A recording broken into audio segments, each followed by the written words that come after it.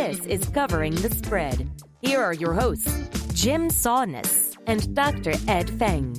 What is going on, everybody? Welcome on into Covering the Spread. That's right here on the FanDuel Podcast Network and numberFire.com, where today we're getting set for week number 4 in the NFL by talking to Donnie Seymour. You can find his work over at Sportsbook Review, Pub Sports Radio, and of course, RightWager.com. Donnie's going to break down week 4, what we've seen through the first 3 weeks, how he's handling things from a volume perspective, and get you set for some of this week's biggest games. My name is Jim Saunders. I am a senior writer and analyst for numberFire.com. I am joined here once again by a masked up Ed Feng. You can find his work over at thepowerrank.com. And Ed, the Bayern mask is back. What's going on?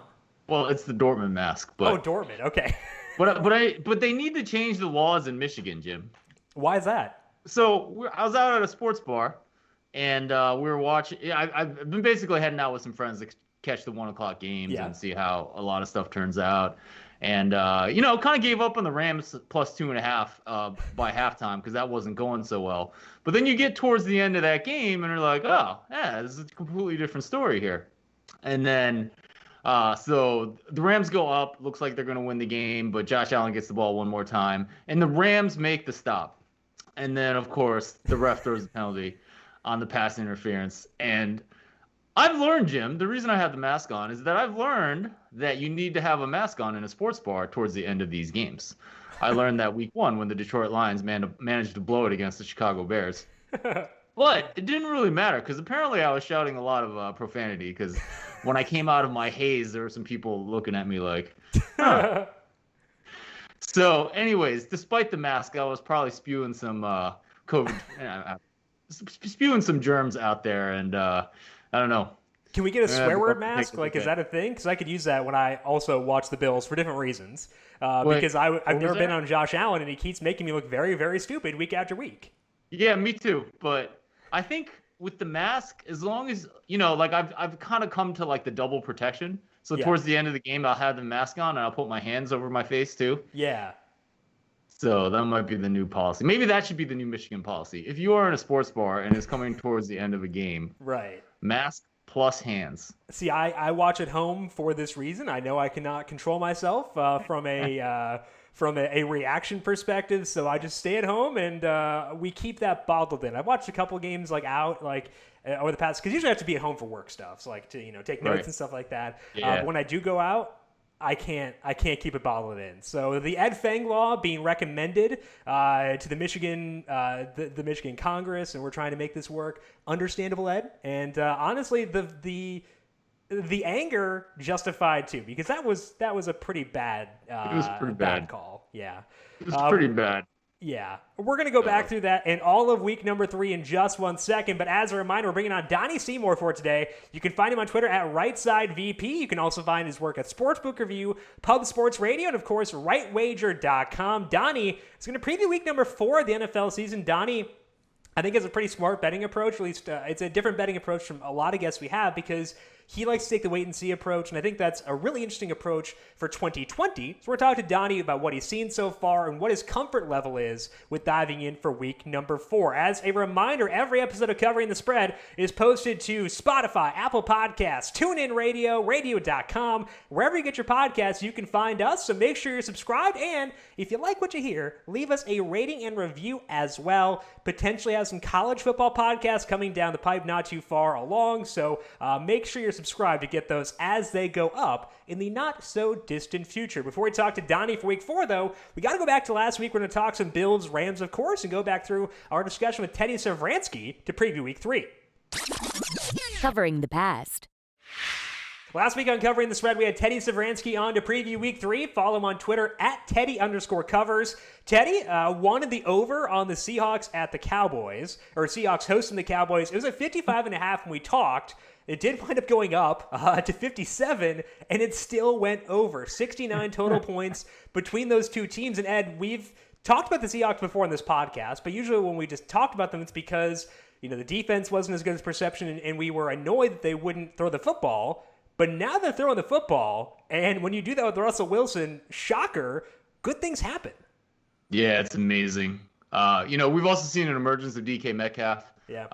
Making Stephon Gilmore look like a pretty average cornerback a couple weeks ago. Yeah. And then making himself look kind of bad on celebrating the touchdown before he's actually in the end zone. So I think he's been, a player to watch this year. Yeah. It's been interesting with that defense. It's bad. Yeah. It just hasn't mattered because their offense has been so good. And the total went over by 12 points, even though Metcalf had that fumble, which gave the ball back to the Cowboys, which shows you good things are happening in Seattle. For Chiefs-Ravens, Teddy was on the Ravens -3. It did close at -3.5, so get a bit of value there, but obviously the Chiefs played almost a perfect game, and they won that one 34-20. The final one was you and Teddy head-to-head, Bills versus Rams. In case you did not watch the game, here's how things played out. Teddy had the Bills -2.5. You had the Rams plus the points, and it did close as the Bills -2, so you got a half point there. And very much an emotional roller coaster, like you said. You had checked out because the Bills were up 28-3, but the Rams scored 29 unanswered points and had a 4-point lead, which meant the Bills needed a touchdown. And they were driving. The reason that the Rams had the lead to begin with is because Josh Allen took a terrible strip sack, then got called for unsportsmanlike conduct after the penalty, and the Rams scored a couple plays later. So then they needed to drive. They're driving. Josh Allen gets called for a face mask penalty. He has this weird lateral. They have a pass falling complete, but then there is a weird. Was it defensive? Was it? I forget what the actual call was because it wasn't pass interference, but I thought it was PI, but I was in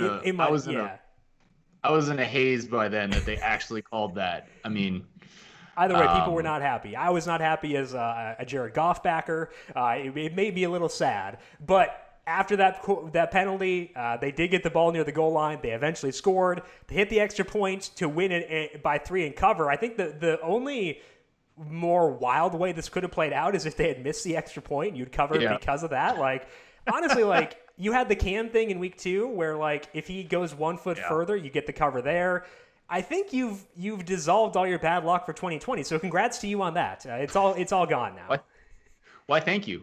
Yeah. I may have I did tweet out I didn't think Rams plus 2.5 was possible sometime early in the fourth quarter. Yep. Which I think I might delete that tweet, No, you're all good. I mean, if we all went back and deleted tweets that didn't age well, my account would be bare. That's for sure. I was on the under for Patriots Raiders. Speaking of things that don't age well, it was a 47.5 and closed at 47. It was off to a really good start. Just 3 points in the first quarter. It was at 33 through the first 3 quarters. But the two teams combined for 23 points in the fourth, which pushed it to 56. So I'm 2-2 so far this year. The 2 overs I've had have hit. The 2 unders have not. So that's frustrating, but alas, here we are heading into week number 4, which we'll do here with Donnie Seymour in just 1 second. But first, betting on the NBA Finals is great. Betting on the NBA Finals risk-free is even better. FanDuel Sportsbook is giving you a chance to bet on Game 1 of the Finals risk-free with their exclusive single-game parlays. Simply place a 3-leg or more parlay for Game 1 prior to tip-off to be eligible for the offer and follow along as the game unfolds. If you don't win your bet, FanDuel will refund your bet up to $10 in site credit. What do you have to lose? For more details, visit sportsbook.fanduel.com. Must be 21 years old. Gambling problem? Call 1-800-GAMBLER. Let's bring in Donnie Seymour now. Find him on Twitter at RightSideVP and also check out his work at Sportsbook Review, Pub Sports Radio, and RightWager.com. We're going to break down week 4 with Donnie and also take a look back at the previous 3 weeks and see what we've learned so far. Covering the present. Let's welcome Donnie Seymour into Covering the Spread to preview week 4 across the NFL. Donnie, it's been a while since we talked to you. How have things been in a crazy past 12 months or so? It's been fantastic. It's great to come on and talk football again. As we head into week 4, we see some interesting things coming on the horizon with finally some COVID tests, which we probably anticipated were going to creep into the NFL. But it's always great talking football with you two guys. I love coming on here. Some good professional talk. Let's have some fun. Well, we hope. We hope it's professional. Yeah. That's to be determined because we got to talk about the Eagles. And, we're going to let you be unprofessional there if you want to. We got you got the Eagles stuff in the background. So we're going to get there. We're going to let you say whatever you want unhinged for up to 3 hours. At 3 hours, we might have to cut you off. But, until then, you're all good. What was the summer like for you with the uncertainty around COVID? Were you trying to pick up new sports or just kind of hanging back and doing research for the fall?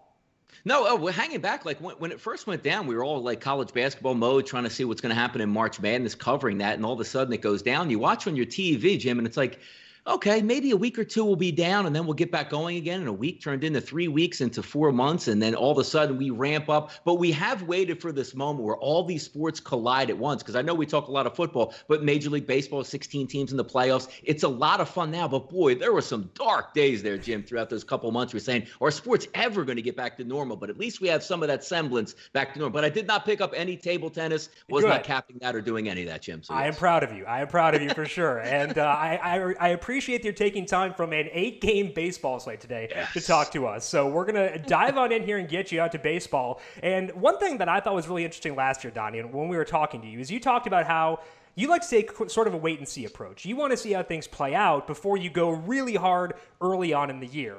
What did that look like for you this year with all the unknowns entering the season? It was so hard because, like, on a typical year when I wait the 2 weeks, because I always say I'm very public the first few weeks. I see what my eyes tell me. We haven't seen anything yet out on the football field that's going to prove you right or wrong. So when I jump in, like, boy, I'm really surprised by this. And I always equate it back to taking a suicide pool. I get knocked out, Jim, more times than any time week one saying, man, I just didn't see that come. So just a few years ago, so you know what? Let's take that proactive approach, sit back, let the numbers settle in, take a look at some game tape so the eyes actually match the statistics. But looking at it from years past, like sometimes we're worried about the lowering of the head rule coming in just a few years ago, saying, I really wonder how this is going to be an impact. It was big in the preseason, came in the regular season, didn't impact at all. But this is one of the first times where I entered in the week one saying, I honestly don't know what's going to happen, who's going to play at this point, because when you take a look at training camps in the NFL, it's not really so much that these guys are actually playing during the games, but you're ramping up. You might get a quarter in the first game, the preseason game, 2 quarters in the second game, maybe 2.5 quarters in the third game, and you build up that tolerance heading in. But now you saw not a lot of tackling going on, and we're just going to go right on the field. And keep in mind also, it's September, early September. You're still seeing 85 degrees, 95 degrees. These guys aren't built to play a full 4 quarters yet, and it's been a wild first 2 weeks of the season. Week 3 settled down a little bit, so I'm ready to go. But yes, to your original point, this year was a lot harder trying to get ready for the season because I didn't have a lot of stuff to go off. Even the beat reporters weren't giving out a lot of information because they weren't seeing much at practice. And do you feel like now you got a pretty good grasp on things? I mean, 3 weeks in the book. Usually you said it's about 2 weeks. Are you feeling pretty comfortable now that we head into week 4? I am, and a lot of things are coming up because looking at some of the show notes that we were going to go over, just looking, how advantageous was it going to be? The home field advantage was always the big talk in the offseason saying, well, how's that going to impact? Because usually they have 75, 80,000 people screaming, and now we're seeing some of these elevated numbers in the totals, which is a direct derivative of that because you know as well as I do, you watch a game in Kansas City, you watch a game in Seattle, you watch a game down in the Dome on Monday Night Football with New Orleans, the other team can't hear the snap count, and now you're seeing it worked in where you can hear a pin drop going down and playing. Green Bay went up and down the field on New Orleans. How great was it for Aaron Rodgers to get under center with the play clock rolling down on a big third down and nobody's yelling at him, so he can make the checkoffs right side, left side. Everybody's ready to go snap the football and get a proactive play in there, and it's just wild to watch. But I think that's really elevated those scoring levels early in the season, Jim. Absolutely. Yeah, we got to talk about the scoring levels. A lot of points so far. In the NFL through 3 weeks, J.J. Zacharyson came on and said this was a likelihood because the last time the NFL didn't have a preseason, we saw a lot of points. What has been your take on this, and have the markets corrected enough or not enough, or what is your take?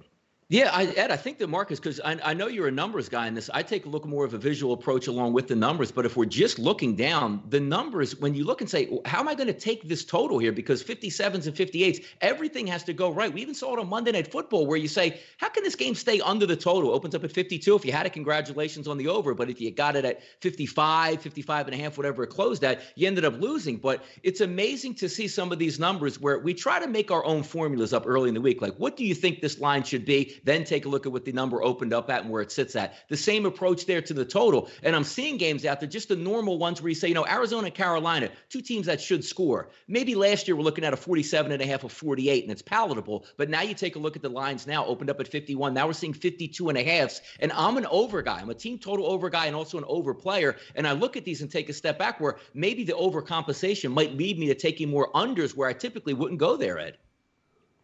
Interesting. You have an example from the past week where you took an under just because the line was just the total was so high?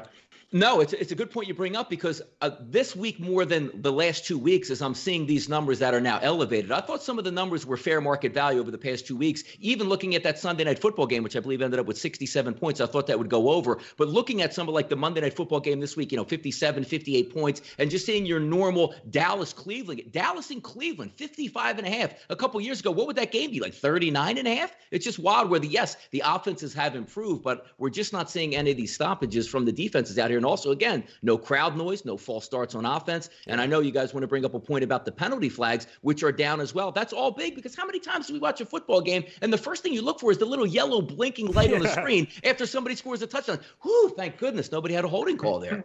Yeah, Rob Pizzola had a full breakdown on Twitter of that yesterday. The which calls are being called more often, like defensive pass interference is up, which aids offense. Holding calls are down on offense. That aids offense too. And rushing efficiency has been really impressive. Speaking of rushing efficiency, let's talk about the Eagles because Miles Sanders' rushing efficiency very good, and usually we want to encourage teams to pass more than run. I don't know if that's the recommendation for the Eagles right now. So, Donnie, what are you seeing here? Can Carson Wentz correct course here, or there's too many injuries where that's not possible at this point?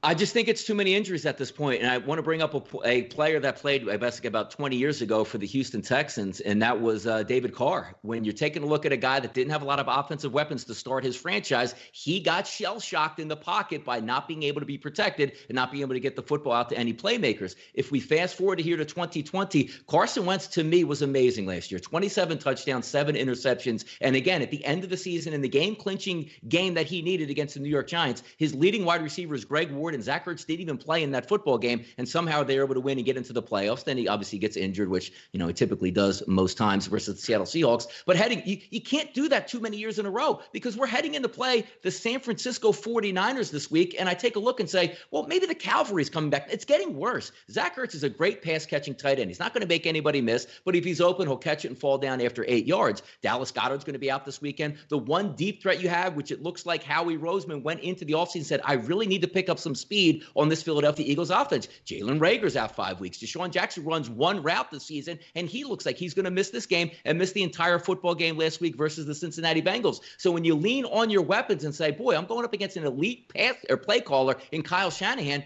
I don't know what Doug Peterson can do here other than Carson maybe run a little bit more, which he did last week and picked up 65 yards on the ground. But that's not going to last in the NFL. You try to get no hits on your quarterback as opposed to say, hey, go out there and run and make a few things happen. Jim, I just don't see it for the Philadelphia Eagles because, again, the Cavalry isn't coming back to help Carson Wentz. It seems like they get more injured every week. Well, that's the tough part, too, because we can talk about process. And the process of the Eagles seemed right because they got Jalen Reagor. They had Deshaun Jackson coming back. Marquise Goodwin is a guy they added.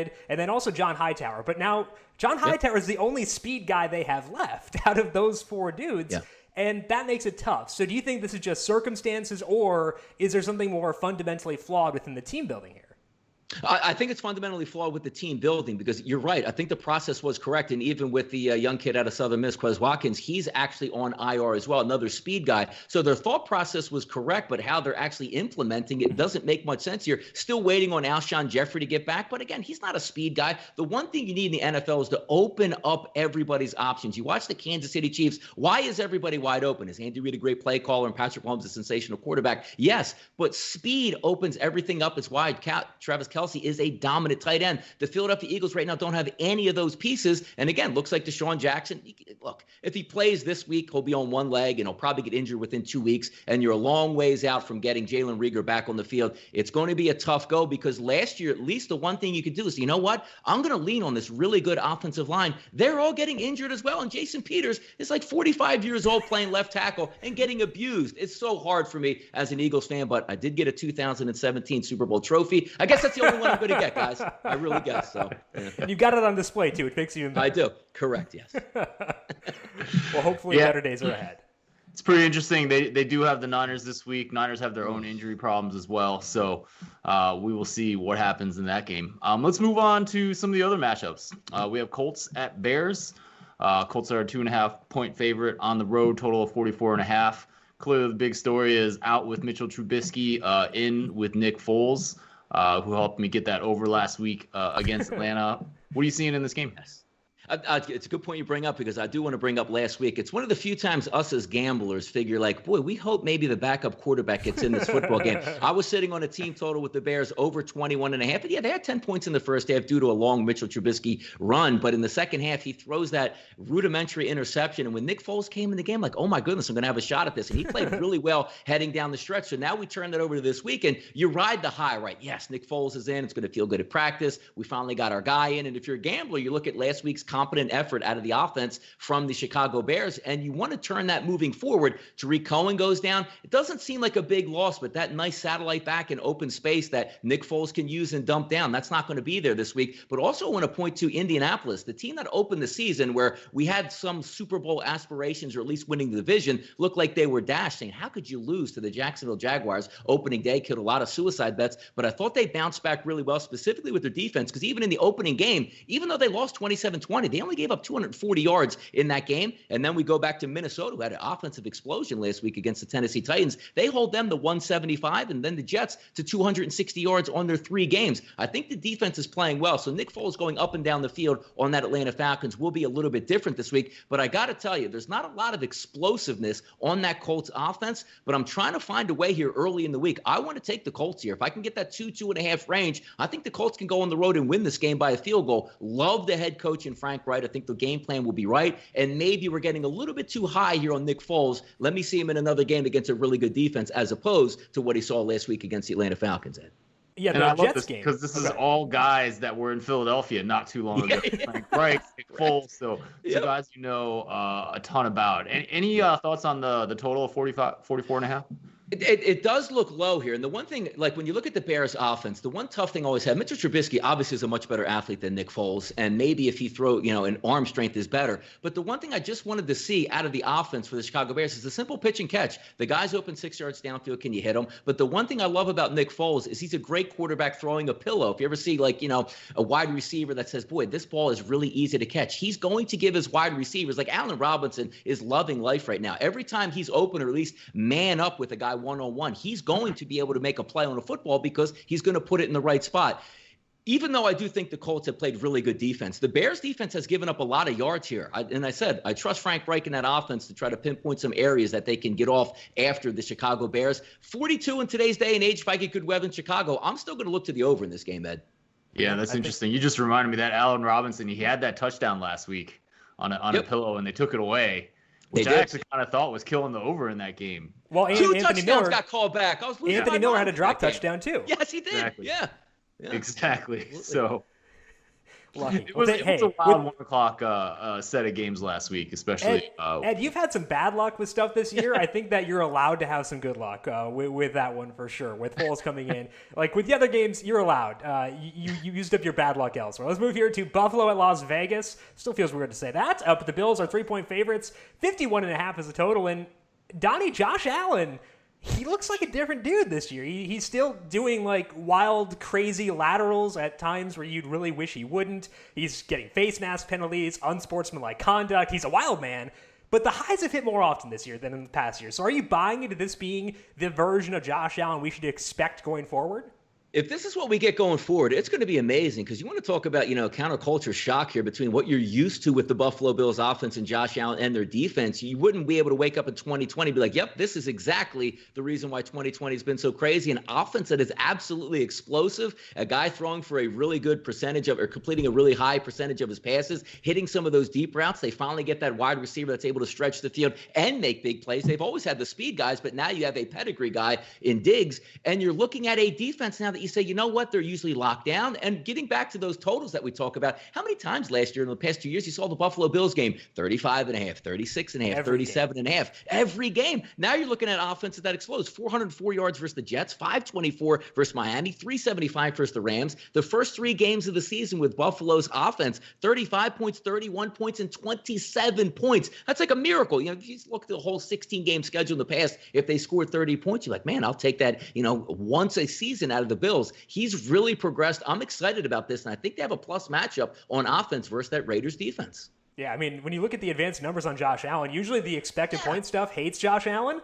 He's number one in football right now. So I know he's faced the Jets and the Dolphins, but the Rams played pretty well so far this year. That was a game that drew me in quite a bit. Even though, he did the hero ball stuff, which is annoying, still really impressive. Any read on this game for you from a betting perspective, either the total or the spread?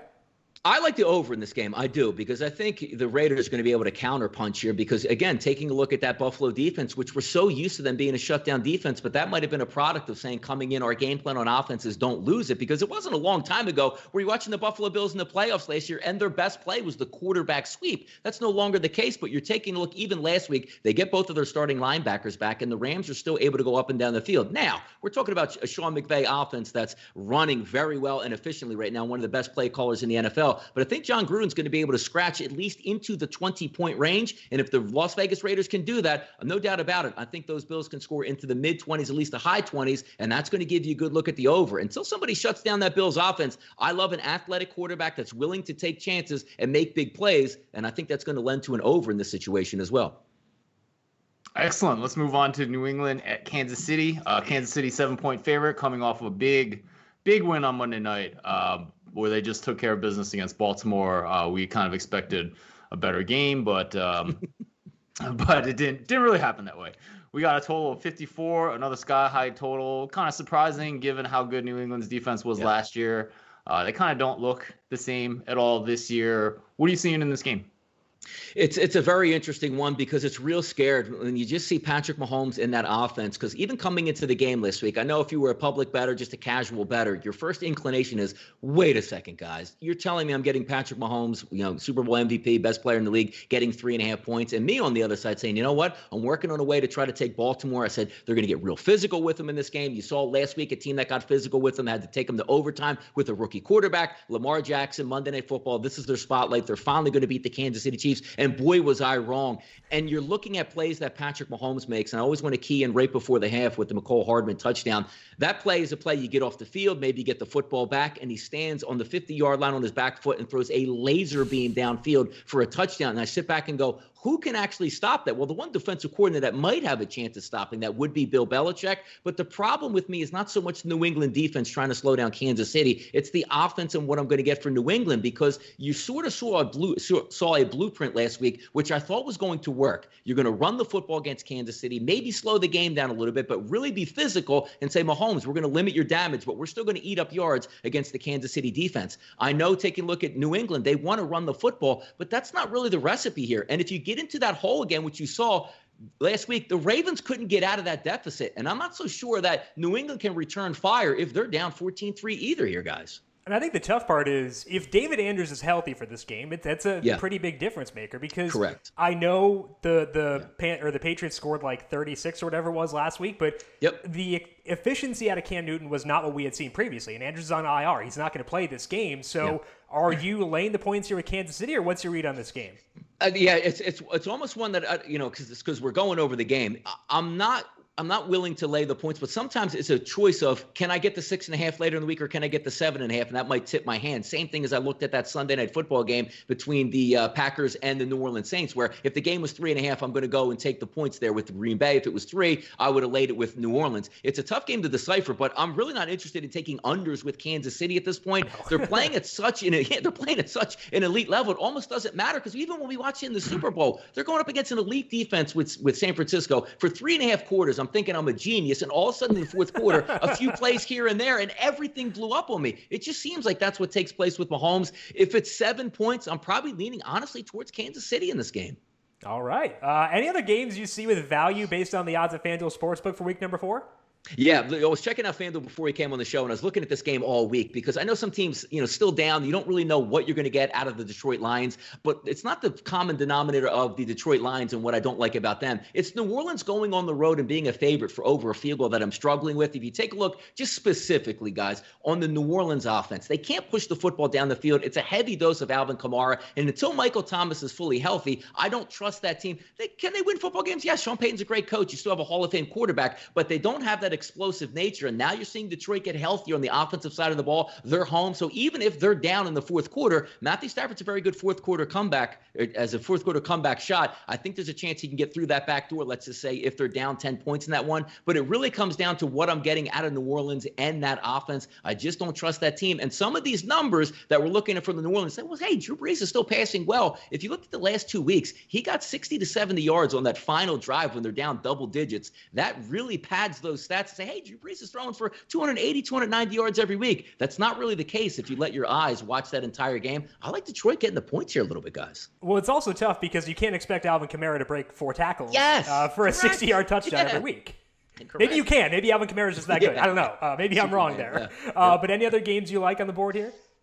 Also looking, sometimes I look at a defense and what a defense can't do. I'm watching the Dallas defense over the first couple weeks. They can't stop anybody. But having said that, the Cowboys look like they are steamrolling once again like they were last year and haven't missed a beat on offense. But if I'm looking at this game and I need a stop from one of these teams, I'm actually trusting the Cleveland Browns a little bit more to get that stop. Could be a one-possession game. I'm going to lean on the points as long, and we've talked about this before on the show, as long as Baker Mayfield hands the football off, makes smart decisions, I think the Cleveland Browns can hang around in that football game, maybe win it, but I'll take those 4.5 points. And I think Baker's a tough eval so far this year because he had that game against Baltimore where you don't really expect any non-Mahomes quarterbacks to do well. Played Cincinnati, can't get a good read there. Played Washington with a really good defensive front. They had some injuries in that game, but I love Baker. I have not gotten a good read on him so far this year, which makes it tough, but you're right. Kevin Stefanski, I think, is trying to lower the number of times Baker can self-destruct, which seems to be pretty smart. Correct. And I completely agree with you in that spot. If he gets a decent football game, I think they'll be able to run. And also when you take a look at the pass rush, you have to get home against Dak Prescott. You have some pretty good pass rushers coming with Cleveland. We'll see if Denzel Ward is healthy enough again to play cornerback this week to try to slow down that three-headed monster at wide receiver. Should be a fun game to watch. And again, if you're a fantasy guy, 55.5, we're expecting some points in that football game sure as well. I hope Tyron Smith gets back so we can see Myles Garrett versus Tyron Smith. I would be fully on board for that. That would be a lot of fun. That is Donnie Seymour. Make sure you follow him on Twitter at RightSideVP and check out all of his work at Sportsbook Review, Pub Sports Radio, and, of course, RightWager.com. Donnie, thank you so much for swinging by. We appreciate it. Good luck to you as you ramp up volume in Week 4. Fantastic. Looking forward to us, guys. Jim, and always fun coming on the show. Fantastic stuff as usual. Take care. Covering the future. Big thank you once again to Donnie Seymour for swinging by and breaking down week number 4. And Ed, the Drew Brees discussion is always tough because we've had this one for a couple years now. I remember Whale Capper, one of our first podcasts, was talking about Drew Brees and his arm strength. And you see it. When you watch the game, you see it. And you see the lack of arm strength there. Like they have Taysom Hill will throw their deep passes. But it still works. And it's always hard for me to reconcile those two things where what I see is terrifying, but the numbers still say it's good. It's always hard for me to reconcile those two things. Right. And it kind of gets to, the basic question about how do you win football games, right? And what a lot of the metrics will say is that success rate is the most important thing, that you move the ball. But obviously you'd like to take a couple of deep shots and, what happens when you can't or when you really won't? Can defenses key on those short passes? And we saw Jair Alexander almost get a pick six in that game. But, defensive coordinators have had a couple years to do this and to press up on it. We haven't seen a lot. Drew Brees' interception rate's been great. His bad ball rate has been great as well over the last 3 seasons. In fact, a lot better than it was, I think the seasons before that. He was much better looking at the last 3 seasons than looking at last 6 seasons. So, yeah. So, anyways, that's going to lead directly into what I want to say for covering the future. Okay, so you've got New Orleans against Detroit. What are you seeing in that one, Ed? Yeah, for sure. I mean, look, I like New Orleans in this game. So I know they haven't looked good. They got the opening week win over Tampa Bay, and then they have losses to Las Vegas and Green Bay. Yes, it's still weird saying Las Vegas. So weird. But I think the jury's out about whether those are going to be respectable losses by the end of the year. But yeah, let's do a little bit of data about Drew Brees and throwing the football. When you can look at ADOT, so average depth of target, and that kind of gives you an idea about, on average, how often a guy is going to throw downfield. 2018, his ADOT was 7.1 yards. 2019, it was 6.4 yards. And it was during that 2018 season that we actually had a conversation with Whale Capper. He was concerned about it then. Big drop to 4.5 yards through 3 weeks of 2020. And I don't know about you, Jim, but this is all I saw on Twitter during the game on Sunday night. Like, I've never seen analytics like so much in terms of ADOT and everyone talking about Drew Brees. But, I don't think it matters. I still think their efficiency numbers are quite good. They're seventh when I look at passing success rate, adjusted for who they've played. They're sixth in yards per pass attempt after schedule adjustments. And this is very similar to where they were last year. It looks like they are kind of on the same trajectory, which is remarkable given that they don't have Michael Thomas. The thing that actually really worries me is the defensive side of the ball. They were fifth in adjusted success rate last season, and a big reason why I thought they were Super Bowl contenders. So far, they're 26th, which is not good, and they're 31st in passing success rate when I look at numbers. All small sample size, but I'm definitely keeping my eyes on Marshawn Lattimore. So if you remember the cornerback, he was the NFL defensive rookie of the year in 2017, had a really robust 88 coverage grade from PFF. Well, that coverage grade dropped to 76 the next year, and then 66 in 2019, and is 40 through 3 games of 2020 so far. So not a very good trend if you are hoping for New Orleans. So definitely something I'm keeping an eye on. But we got to remember, they're playing Detroit, and Detroit is not a good football team. This is a football team that completely relies on quarterback Matthew Stafford. Before he was injured last year, the Lions were pretty good on offense. They were 12th when you looked at adjusted success rate on passing plays. They're 15th so far this season. So they really rely on his arm.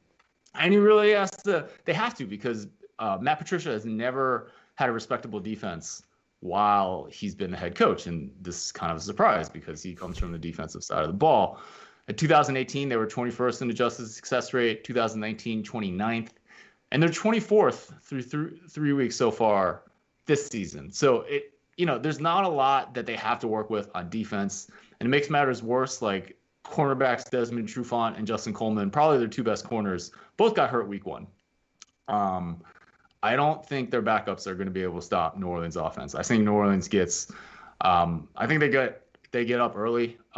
Maybe Detroit has a backdoor cover here, but my model likes New Orleans by 6.4 points. Certainly suggests laying the points here with the Saints. And I think the one thing you alluded to that is always very interesting for me is you mentioned that people are talking about Brees. And the reason they're talking about him is because he's played back-to-back island games that are nationally televised by themselves. And my fear with that is that Twitter tends to overreact to those games because they're nationally televised. Yeah, I know, shock, right? But I think a lot of the reason that there was such a negative sentiment around the Rams coming into 2020 was because they had a lot of bad island games. Like that game against the Bears, that was on a Sunday Night Football game where I think they scored 17 or so points. They had the game against the Ravens where they lost 90-3 or whatever it was. It was right. Absurd. They had a lot of bad island games. And so Ryan Russillo, the Ringer, calls it the meme portal. And Jared Goff was put in the meme portal, where basically you can take a dump on Jared Goff on Twitter and people will validate you with retweets, with likes and stuff like that. So everyone does it. It's been the same thing the past 2 weeks with Drew Brees. Now, I think there is, to a certain extent, validity to that, because we were talking with, was it Dr. Bob who was talking about air yards being a thing that he factors in? Air yards do matter. We want to have offenses that can push the ball down the field, that can have explosive plays. You're right. Success rate is the more predictive and the stickier metric, but you do want to have some, like you said, some plays down the field. So we should value that. So I get it to an extent. But A, he doesn't have Michael Thomas. B, it's been 2 back-to-back island games where people are just shooting off jokes on Twitter about Drew Brees. And I can see that having a compounding effect where you may be able to get New Orleans on the downswing because of this discourse around Drew Brees. Now, personally, I'm staying away. I want no part of it because I don't actually there are the 2 sides of it where I can understand why people are taking a dump on Drew Brees, but I can also understand why we overreact and overweight island games. So I want to stay away because it's just it's 2 things that really do tug at me. It's I want teams that go downfield, but I also want to buy low on teams that are in that meme portal with bad performance in island games, and it's hard for me to decide which way I want to lean for this one. And the meme portal is kind of particularly hilarious in this case because you're completely ignoring how bad the defense has been in those island games, right? Right. You're being drawn by the shiny object. They couldn't stop Las Vegas to save their lives. Right. And it wasn't much better against Aaron Rodgers. No. So Darren Waller tearing you up, cool. He's great. That's fine. Robert Tonyan and Jay Sternberger doing work against you, slightly more concerning for that New Orleans defense. We'll see if they can bounce back this week, but I think it should be an interesting game. Like I said, I want no part of it. Ed has New Orleans -4. I want to go back to a total for this week, and it's actually a game that Donnie alluded to. There's a total I actually don't think is high enough, and that's the Panthers and the Cardinals, which is 52.5 at FanDuel Sportsbook. And the reason I like the over here is this is a pace-up spot for the Panthers, which we haven't really seen yet this year. They faced the Raiders, the Chargers, and the Bucs so far. The Raiders are 21st in pass rate above expectation. That's according to Mike Leone of EstablishTheRun.com. The Chargers are 27th, so two run-heavy teams facing the Panthers. The Bucs are in the top half of the league. They have been more pass-heavy than not, but the Cardinals are just a hair higher. So this is the pass-heaviest team the Panthers have faced so far this year, and that means there should be plenty of plays in this game. And given the Panthers' defense and how bad they are, that's a very good thing. They haven't really imploded yet since week 1 when they led 34 points to Derek Carr. But in that Bucs game, the Bucs scored 31 points despite not having Chris Godwin. They dropped 7 balls, including one, I think, that went off a dude's face mask, which would have been an easy touchdown, which was not great. The Chargers last week, it was their second game with Justin Herbert starting. So I don't have a ton of respect yet for the Panthers' defense, and I expect the Cardinals to put up points here. But I think the Panthers should too. Teddy Bridgewater has faced a pair of really tough defenses the past 2 weeks with the Bucs and the Chargers, but he's been roughly league average on a per dropback basis so far this year. The Cardinals are not a team I'd expect to have a plus pass defense for the full season, and the Panthers get to stick at home this time. The total in this game has gone up. It was 52 at open. It's now 52.5, but 87% of the money is on the over here. So I'm not saying this is one where you wait around. I think you look around, see if you can see some 52s or 51.5s out there. If you can find those, jump on them. But let's say you don't have multiple sports books at your disposal for some reason. All you can get is 52.5. I would take that. I would not be shocked if this game gets to 53 because I just think there are going to be a lot of plays in this game. I want to target games that have a lot of plays and bad defenses, and that's exactly what we have here. So I want the over on Cardinals versus Panthers at 52.5. Ed, any read for you on this game, or is it just kind of off the radar because it's not like the highest profile of matchups here? Oh, no. I'm interested in any game with value. I did post totals this week. I'm not particularly confident about them just because of the way the league has changed and totals are higher, and one crucial element into that model is previous totals that the market has put out, which have clearly been low. So most of my totals have been lower than I think they should be. But this one is actually at 53 in your model, so which I find interesting. I have to look into that a little bit more. Interesting. Okay.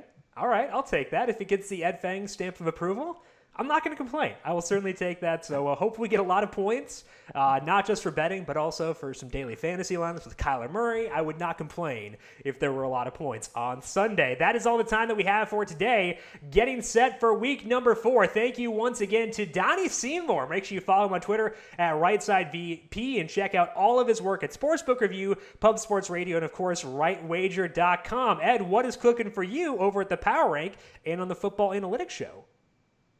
I've given away some of my best predictions on my free email newsletter. Check that out at thepowerrank.com. I talked with Josh Hermsmeyer of 538 this week on the Football Analytics Show. What? Speaking of air yards, air yards and ADOT and all those things. That it'll be up by the end of the week for sure. Probably by the end of Wednesday. So that's what's going on with me. Have you had Hermsmeyer on your show previously? Yeah. Yeah, okay, usually really smart guy. I'm looking forward to hearing that conversation. So make sure you check that out once it's up at the Football Analytics Show. Check out Ed's work over at thepowerrank.com and get that newsletter as well. And follow Ed on Twitter at thepowerrank. I am at Jim Sannes, JimSannes. Once again, our DFS main slate preview coming up tomorrow morning. That is on the numberFire Daily Fantasy Podcast feed. Also recording live on YouTube on the FanDuel YouTube page at 10 a.m. Eastern. So make sure you subscribe both those places and make sure to check out Covering the Spread wherever you get your podcasts. Again, college football coming back in the not-so-distant future, so make sure you're subscribed to get those as they go up. Big thank you to Calvin Theobald, our video producer, for the video side of things here today. Thank you, Cal, as always, and thank you to everyone for tuning in. Good luck to you in week number 4. We'll talk to you again next week. This has been Covering the Spread right here on the FanDuel Podcast Network.